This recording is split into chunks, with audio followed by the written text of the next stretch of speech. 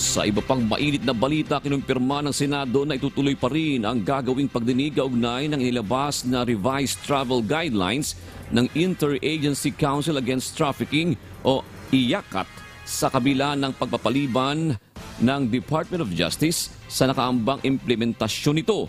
Ayon kay Senate President Juan Miguel Mig Zubiri, layo ng Senado na matalakay pa rin ang naging basehan ng anti-trafficking body maging iba pang issue sa immigration. Una nang nagpasa ng resolusyon ang Senado o nagpasa ng resolusyon ng Senado na humihiling na suspindihin muna ang naturang guidelines upang mapag-aralan pa ang bagong pulisiya dahil labag-an nila ito sa konstitusyon. Pakinggan natin ang pahayag ni Senate President Juan Miguel Mig Zubiri.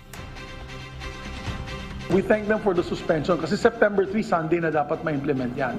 So suspend muna nila. But at the same time, they have to explain to us how did they come up with these guidelines? Ano ba ang pagbabasihan nila dito sa mga guidelines na ito?